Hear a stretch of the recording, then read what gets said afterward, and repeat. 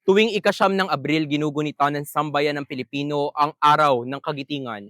Ngunit ano nga ba ang tunay na kasaysayan ng kagitingang ito at bakit mahalagang ito'y patuloy na alalahanin? Halina't balikan ang isa sa pinakamadilim ngunit pinakamatapang na yugto ng ating kasaysayan dito sa Bite Size.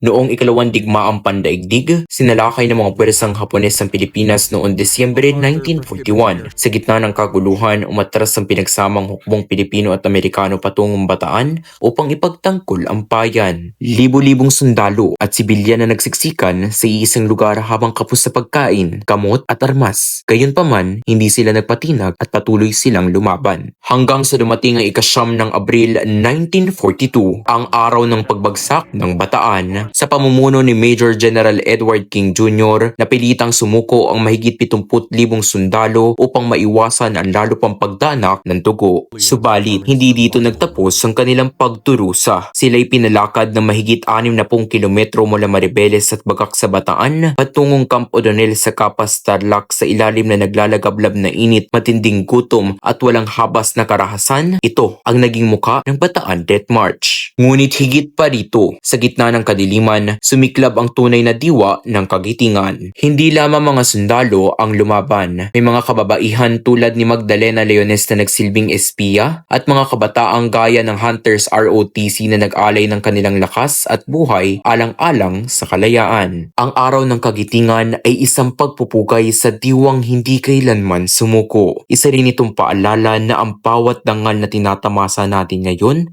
ay hinubog ng dugo, pawis at buhay ng mga nauna sa atin.